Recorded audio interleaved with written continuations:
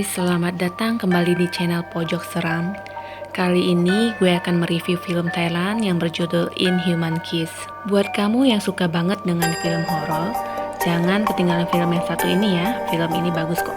Kita mulai ceritanya ya. Hari semakin gelap. Konon katanya ada sebuah peti di dalam rumah yang terdapat di tengah hutan ini.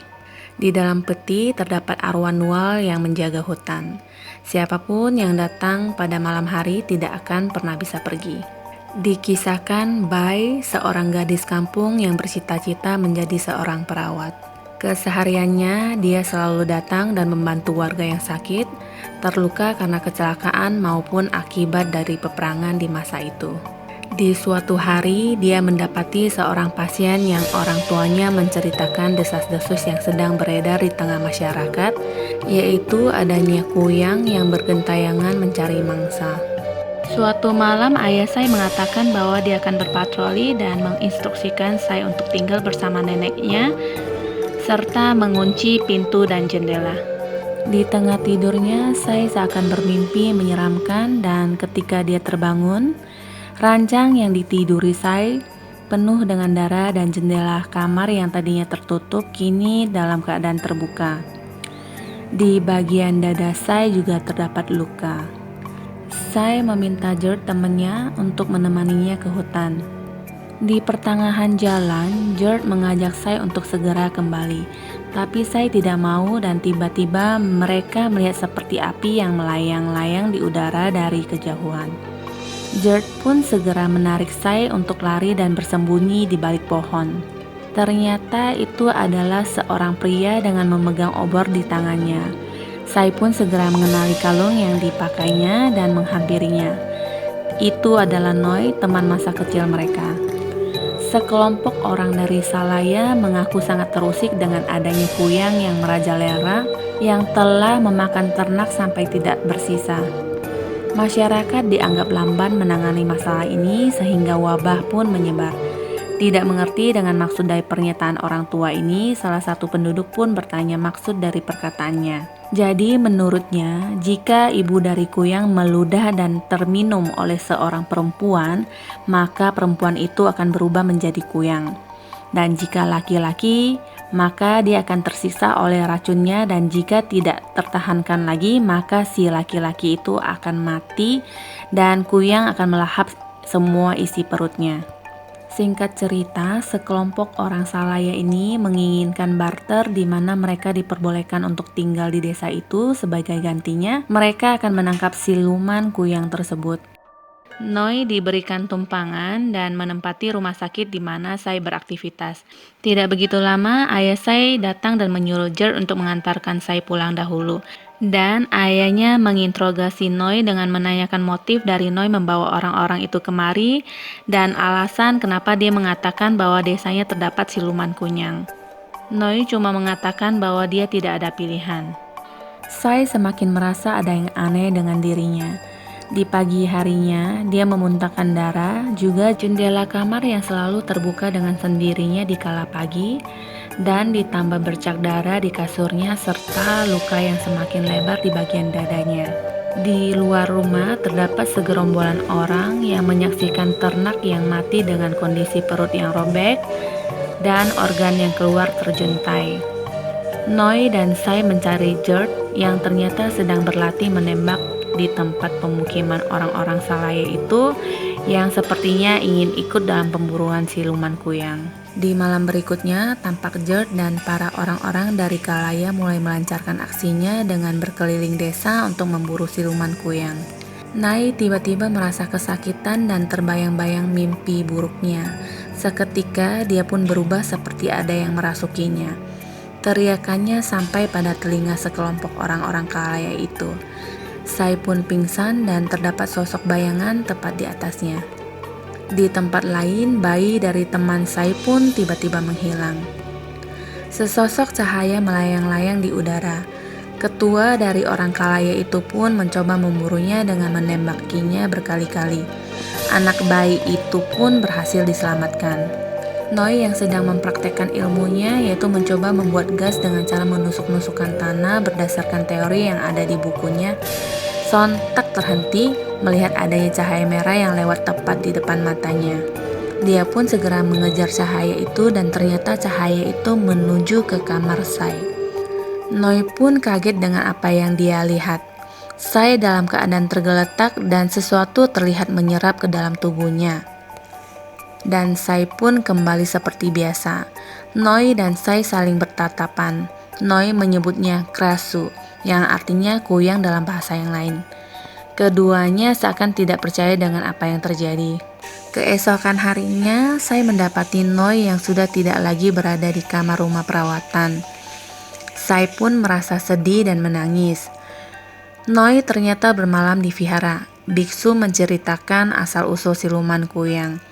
Sang biksu pun mengingatkan Noi untuk percaya apa yang dia lihat, tapi melakukan sesuai kata hatinya. Sepanjang jalan, Noi merenungkan perkataan sang biksu. Di malam harinya, Sai yang menyadari dirinya adalah siluman kuyang berusaha untuk mengunci jendela dan mengikatnya dengan kain. Gejala kembali dirasakan Sai sewaktu dirinya akan berubah menjadi siluman kuyang.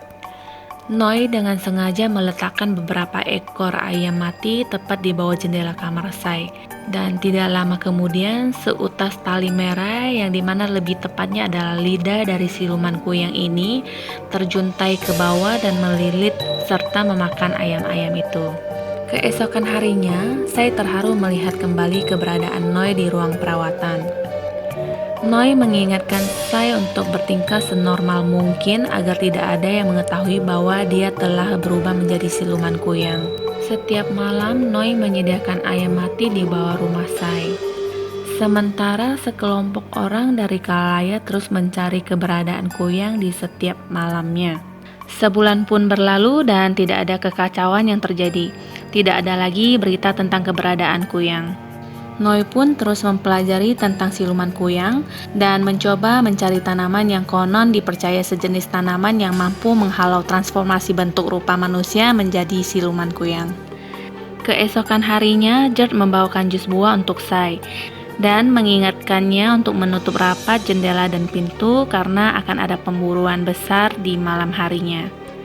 Keo, anak perempuan yang tadi pagi mengunjungi rumah sakit, tiba-tiba menunjukkan gejala yang persis dialami oleh Sai dan berubah menjadi siluman kuyang. Sekelompok orang Salaya yang sedang berpatroli langsung masuk ke dalam rumah dan menembakinya. Anak itu pun meninggal. Orang tuanya sangat terpukul dan mengatakan bahwa anaknya baru saja dijemput dari rumah sakit. Sai dan Noi tampak gugup dengan sorotan mata dari ketua kelompok orang Salaya itu yang mengarah kepada mereka.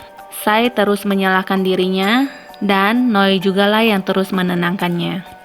Sai meminta Noi untuk membawanya ke hutan karena di sanalah dia merasa tenang jika sedang merasakan kesakitan. Noi pun menyanggupinya. Di malam harinya, mereka pun segera menuju ke dalam hutan dan mendapati sebuah rumah. Rumah yang persis di mana mereka pernah bermain di sana sewaktu mereka kecil dahulu. Tidak jauh dari rumah itu terdapat banyak sekali sesuatu yang bercahaya. Itu ternyata adalah tanaman yang dicari Noi selama ini. Sewaktu saya memakannya, dia merasa baik. Noi merasa senang dan segera mengumpulkan tanaman itu dan bermaksud untuk menanamnya. Gerd dibakar api cemburu ketika melihat Sai dan Noi sedang berciuman. Gerd langsung menyerang Noi. Di tengah perkelahian antara Noi dan Gerd, Sai berlari dengan membawa tanaman itu disusul pengejaran oleh sekelompok orang Salaya. Sai pun memasuki rumah kosong yang ada di dalam hutan itu dan menemukan sebuah peti yang bercahaya. Dia seakan mengingat antara mimpi buruk tentang siluman kuyang yang selama ini dialaminya dan pengalaman masa kecilnya sewaktu dia bermain di tempat ini. Ingatan masa kecilnya menggambarkan bahwa dia pernah bertemu dengan sosok menakutkan dan sosok itu pernah menciumnya. Seketika Sai pun seperti dirasuki dan berubah. Sekelompok orang Salaya mengejarnya sampai ke rumah itu dan mendapati tubuh Sai yang sudah tergeletak tanpa kepala. Satu dari mereka yang berjaga di luar rumah tercekik dan tergantung mati. Disusul lagi dengan yang lainnya. Gerd segera berlari ke arah di mana dia mendengar suara tembakan dan menghalangi orang Salaya itu melayangkan tembakan yang berkali-kali ke arah luar jendela. Perkelahian pun terjadi. Gerd terlempar keluar jendela dan pingsan. Orang Salaya itu merasa kesal sekali karena mangsanya telah kabur. Sai kembali sadar dan Noi pun segera menghampiri dan memeluknya. Sai kembali ke kediamannya dan menyembunyikan tanaman-tanaman itu. Ayah Sai mendapatkan berita dari warganya dan segera menghampiri lokasi di mana terdapat beberapa orang dalam kondisi mengenaskan dengan luka yang serius di bagian perut yang memperlihatkan usus yang mencuat keluar. Mereka semua terbunuh.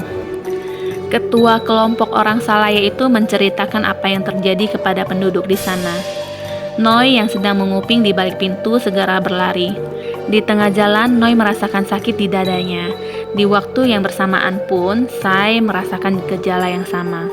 Dia mencoba mencari tanaman itu, tapi sepertinya dipindahkan oleh neneknya yang sudah pikun. Warga yang marah beramai-ramai menuju ke arah rumah Sai. Ayah Sai mencoba mencegahnya dengan menodongkan senjata api ke arah mereka. Situasi semakin menegangkan di mana sang ayah menembakkan senjata ke atas.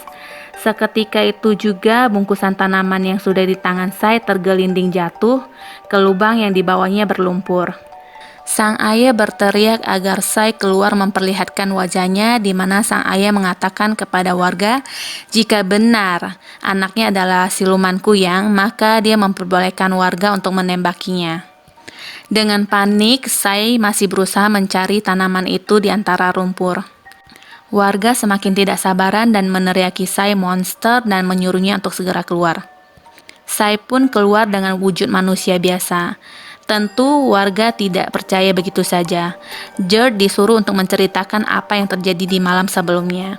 Orang Salaya memprovokasi warga dengan mengatakan gadis kecil yang meninggal itu telah ditulari Sai sewaktu di rumah sakit. Tidak kehabisan akal, Sai pun melontarkan tuduhan bahwa segerombolan orang Salaya ini telah berkomplot menculiknya dan mencoba memperkosanya, dan Gerd menyelamatkannya.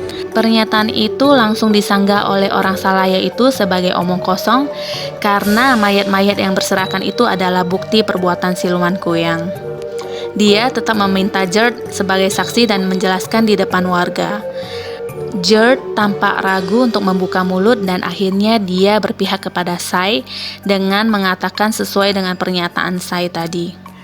Seketika orang Salaya itu merebut senjata dan menjadikan ayah Sai sebagai sandera. Dan dia pun berhasil kabur. Noi sendiri diselamatkan oleh biksu. Sosok ketua dari orang Salaya itu sedikit menunjukkan keanehan. Dia yang merasa sakit hati menyelinap masuk ke kamar Gerd dan meluapkan kemarahannya. Sai diam-diam selalu rutin mengkonsumsi tanaman penangkal itu. Noi yang di lain tempat juga gigih menumbuhkan tanaman tersebut. Di kamarnya, Gerd tiba-tiba memuntahkan darah dan seluruh badannya ditumbuhi oleh sisik. Gerd pun tidak dapat membendung perasaannya. Dia pun menangis melihat perubahan dari dirinya. Tiba-tiba dia mendengar suara bisikan yang menyerukan bunuh Sai. Dia menutup telinganya dan berteriak histeris. Semakin hari tanaman ajaib Sai semakin menipis. Tanaman yang ditanam Noi pun tidak kunjung tumbuh. Noi merasa sangat frustasi. Noi mengajak Sai untuk ke Bangkok untuk mencari pertolongan. Mereka berjanji bertemu besok setelah matahari tenggelam. Sai mengunjungi rumah Gerd dan mendapati Gerd yang ketakutan dengan menutup kepalanya dengan selimut. Gerd mengatakan kepada Sai bahwa dia sebenarnya sudah tahu dari dulu bahwa Sai adalah siluman kuyang. Ketika ternak warga mati itulah sebenarnya Gerd memergoki Sai yang sedang memakan organ dalam dari hewan tersebut. Gerd bertujuan ikut dengan pemburu untuk mengalihkan perhatian mereka. Gerd mengungkapkan jika sebenarnya dia sangat terluka ketika melihat kebersamaan Sai dan Noi. Gerd bercerita dengan sedihnya sambil menangis dan membuka kerudung di kepalanya. Entah apa yang terjadi, Gerd berubah menjadi sosok yang mengerikan. Dan Gerd memohon agar Sai tidak meninggalkannya. Sai pun merasa sedih melihat keadaan Gerd. Sebelum pergi, Noi menanyai sang biksu tentang kelanjutan cerita tentang siluman kuyang. Jadi dikisahkan zaman dahulu, Krasu yang adalah istri pertama Krahang jatuh cinta pada anak manusia yang akhirnya hamil dan kabur bersama. Tapi naas Krahang menemukan mereka dan membunuh sang lelaki dan kemudian membunuh istrinya. Dia pun merenggut jantungnya untuk melampiaskan sakit hatinya. Kemurkaannya diwariskan turun-temurun. Sejak saat itu, seorang Krahang harus menghancurkan jantung Krasu. Sedikit penjelasan, Krahang adalah sebutan untuk siluman berjenis kelamin laki-laki. Di saat Sai sedang mengemas barang, ayahnya memanggilnya dan mengajaknya ke suatu tempat di mana terdapat banyak warga sedang berkumpul. Sai mulai cemas dan dadanya kembali terasa sakit, begitupun Noi yang sedang menunggunya di tempat lain. George selalu mendengar bisikan dan hasutan dari orang Salaya itu. Singkat cerita, Sai berubah kembali menjadi kuyang yang diibaratkan Krasu dan George berubah menjadi Krahang. Ternyata orang Salaya itu juga adalah sosok dari Krahang. Kepanikan pun terjadi. Warga begitu murka dan dendam kepada kuyang yang telah membunuh kerabat mereka. Pengejaran pun dimulai.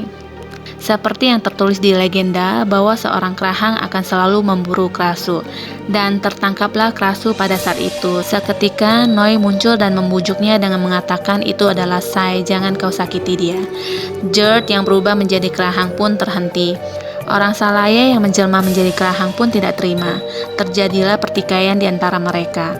George masih tetap melindungi Sai. Tapi sayangnya perkelahian itu akhirnya menewaskan George. Badan Sai yang tergeletak telah ditusuk-tusuk oleh warga sehingga berlumuran darah. Noi menggendong badan Sai dan kemudian dicegat oleh Krahang. Krahang mencoba mempengaruhi pikiran Noi, tapi Noi tetap menantangnya. Dan dengan dibantu oleh sosok Sai yang berubah menjadi kuyang, tiba-tiba Krahang itu ditembaki berkali-kali oleh biksu. Dia pun terjatuh dan mati. Ternyata masa lalu dari biksu ini dulunya adalah kekasih Nual yang juga seorang kuyang. Di saat itu dialah yang mengajak Nual untuk ke rumah tengah hutan itu dan mengurungnya di sebuah peti walaupun dalam hatinya dia merasa sedih. Biksu itu mengarahkan Noi untuk menyeberang ke Bangkok. Warga tetap mengejar kuyang tersebut. Sesampainya di tepi sungai, dengan sedih Noi meyakinkan Sai untuk bertahan karena sebentar lagi mereka akan sampai di Bangkok. Sai yang berwujud kuyang saat ini melihat kondisi badannya yang penuh luka dan tahu tidak mungkin bertahan hidup. Begitu juga Noi yang di sisi lain sebenarnya mengetahui hal itu. Noi pun menangis sedih. Sai memberikan ciuman perpisahan kepada Noi dan membiarkan perahu Noi untuk pergi tanpanya. Sai pun tertembak tepat di kepalanya oleh warga yang mengejarnya. Dan kisah ini pun diakhiri dengan kenangan masa kecil serta janji-janji mereka yang tidak pernah kesampaian. Nah, buat kalian yang masih penasaran bisa langsung download filmnya ya. Anyway, jangan lupa subscribe, like, and share ya. Sampai jumpa di cerita berikutnya.